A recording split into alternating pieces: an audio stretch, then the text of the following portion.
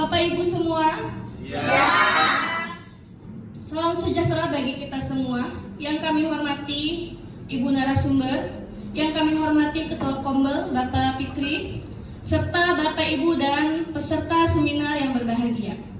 Puji syukur marilah kita panjatkan kehadirat Allah Subhanahu wa Ta'ala, karena atas rahmat dan karunia-Nya kita dapat berkumpul pada hari ini dalam acara seminar rancangan proyek transformasi kepemimpinan sekolah. Marilah kita buka kegiatan seminar hari ini dengan bersama-sama mengucapkan basmalah. Bismillah.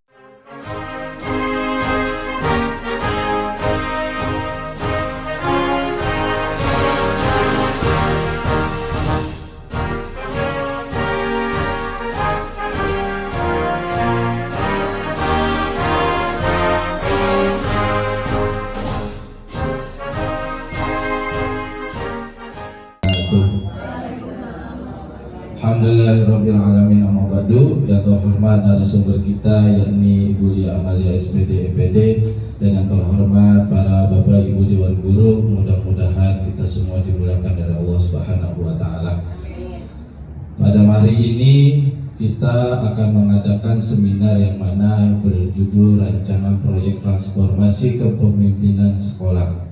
Nanti dari sini kita akan belajar oleh Ibu Lia Amalia, yakni belajar tentang bagaimana cara kita mengajar dengan baik dan benar, bagaimana model-model pembelajaran yang harus kita ajarkan kepada para pendidik, para peserta didik, agar peserta didik di dalam kelas menjadi lebih baik, menjadi baik dan tidak bercanda dan menyenangkan untuk para peserta didik. Assalamualaikum warahmatullahi wabarakatuh.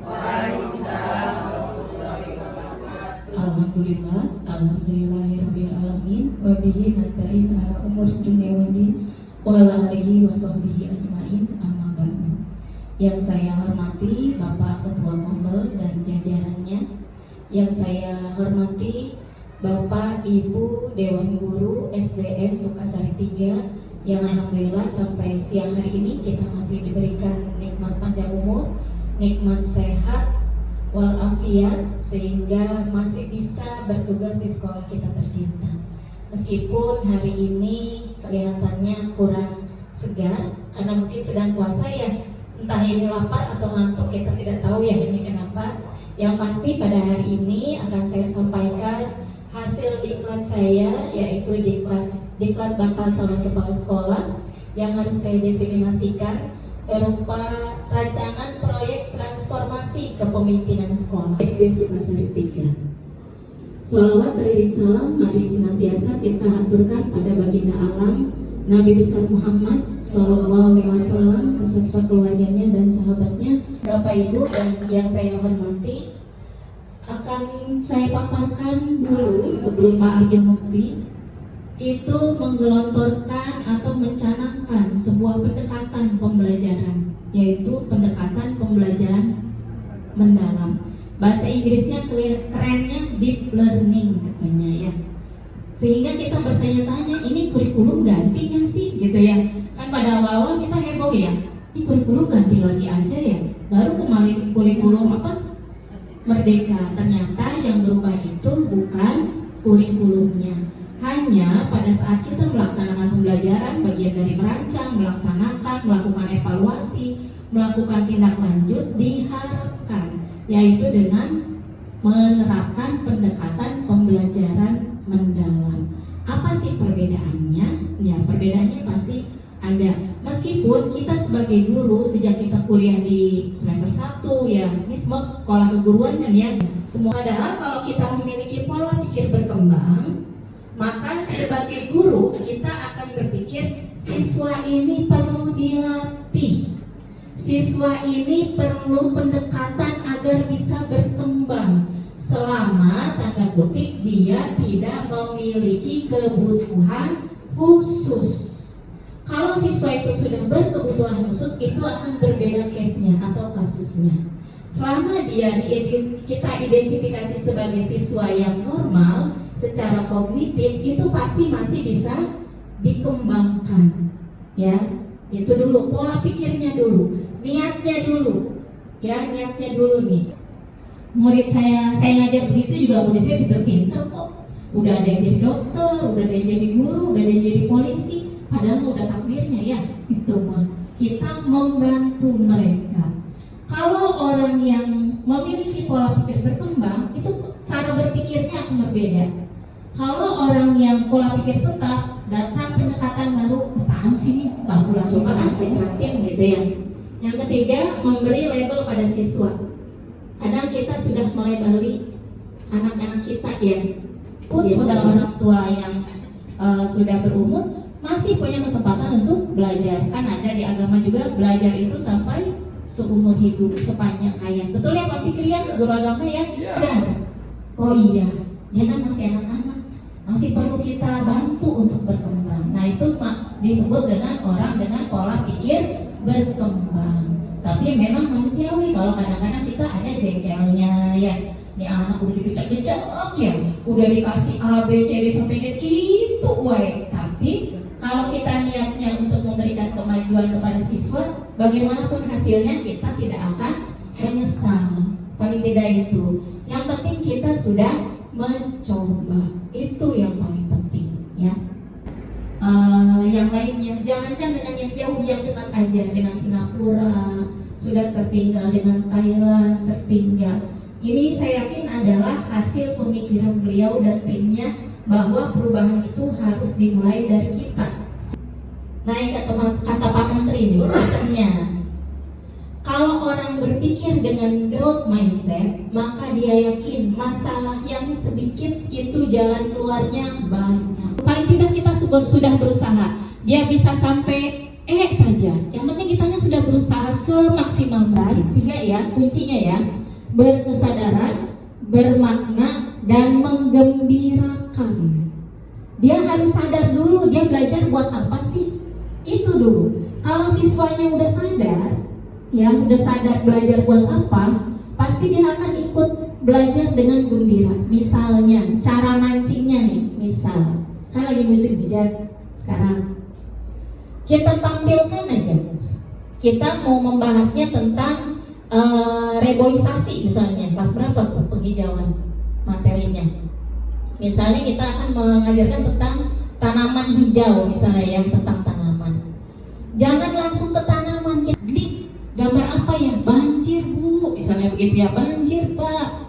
Enak nggak kalau kebanjiran? Tuh, hatinya itu sadar. Wawancara tukang dagang dan lain-lain itu cara yang menggembirakan. Tidak hanya anak duduk diam dengerin ngantuk. Kayak ibu-ibu sekarang suruh dengerin saya pasti ngantuk deh lama-lama. Ya, itu dengan cara yang menggembirakan. Melalui olah pikir, pasti kalau olah pikir ya, murid suruh berpikir. Olah hati, tadi digugah hatinya. Apa sih akibatnya banjir nak? Kasihan gak kalau nggak ada kebanjiran? Hatinya digugah dulu. Lalu olah rasa dan olahraga, artinya apa? Mereka biar bergerak semuanya. Jangan cuma duduk, diem, tulis, nggak nulis, domel-domelin sama kita. Kamu nggak mau diem ya? Duduk. Di pembelajaran mendalam itu ada kerangka pembelajaran.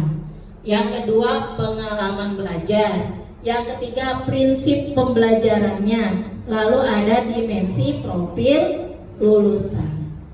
Pembelajaran mendalam ini dilakukan untuk menghasilkan siswa yang memiliki 8 dimensi profil lulusan. Maksudnya nih, yang pertama keimanan dan ketakwaan terhadap Tuhan Yang Maha Esa. Itu pasti yang pertama dan paling utama. Dalam satu grup itu, dalam satu kelompok, ada yang pinter IT, bagian ngetik, ada yang bisa ngomong, bagian ceramah, ada yang pintar megang handphone, bagian dokumentasi. Itu namanya kolaborasi ya. Lalu juga kreatif. Dia pasti harus kreatif. Kalau sudah berkolaborasi pasti yang ini idenya muncul. Sehingga misalnya cilok dari apa? Dari tepung harganya berapa? Nah itu belajar secara mandiri. Lalu juga komunikasi. Pemanfaatan digitalnya harus lebih baik dari kita. Maksudnya apa? Dengan kemajuan teknologi diharapkan siswa itu sadar bahwa semuanya harus bermanfaat. Ya. Hari ini semoga yang bermanfaat untuk kita semua. Boleh? Namanya sedikitnya itu bimbang sweet. Bimbang sweet. Ya. Bim pertama nanti kalian bisa tekuk. Ya, tekuk satu gitu. Bim, gitu ya, gitu. Kalau bang, ini ke bawah. Ya. Bang, satu aja. Kalau bilangnya bang berarti 2 kali gitu ya. Kalau sweet, tangannya gini. Gitu. Bim, bang, bim, bang, bang, bim, bim, bim, bang, sweet. Ya. Selanjutnya kita masuk ke sesi tanya jawab. Kepada peserta seminar, apabila ada yang ingin tanyakan, silakan, boleh. Oke, Miss Desi mau bertanya, silakan. Assalamualaikum warahmatullahi wabarakatuh. Waalaikumsalam. Dengan RPPM. Terima kasih. Assalamualaikum warahmatullahi wabarakatuh. Waalaikumsalam warahmatullahi wabarakatuh. Izin bertanya Ibu, apakah dalam penyusunan dan pelaksanaan pembelajaran mendalam harus melibatkan wali murid sebagai kemitraan? Itu saja. Terima kasih. Assalamualaikum warahmatullahi wabarakatuh. Dan juga Bu Husna atas pertanyaannya. Pertanyaan dari Bu Desti yaitu apa sih perbedaannya ya dari RPP dan RPPM yang paling nyata gitu? Yang paling nyata itu yang tadi itu harus menampilkan 8 dimensi profil lulusan. Dari 8 itu nanti akan kita pilih di RPP kita. Dari 8 itu kita pilih misalnya 3 atau 2 saja misalnya. Tidak harus 8-8-nya, tidak usah. Kalau bisa 8 boleh, tapi kalau tidak pun 2 atau 3 sudah cukup. Itu yang pertama. Yang kedua itu yaitu pembelajarannya tadi. Lalu pertanyaan kedua dari Bu Husna tadi ya, Bu Husna, apakah dalam penyusunan pelajaran mendalam harus melibatkan orang tua murid sebagai mitra? Idealnya seperti itu. Tidak hanya dengan wali murid, tapi juga dengan banyak sekali pihak luar yang bisa kita ajak berkolaborasi, baik itu dinas pemerintahan, lingkungan sekitar, Pak RT, Pak RW juga kalau bisa jadi narasumber boleh. Tapi kan yang paling terdekat dengan kita itu adalah wali murid dulu yang kita coba libatkan. Ya, setiap Sabtu. Sabtu secara berturut-turut 3 kali pertemuan. 11, 18 dan tanggal 25. Ya, setuju ya Bapak Ibu? Setuju ya?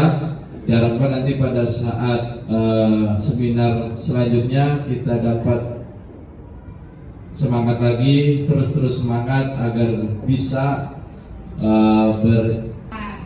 Doa ini akan dipimpin oleh Bapak Zulfikar SPD.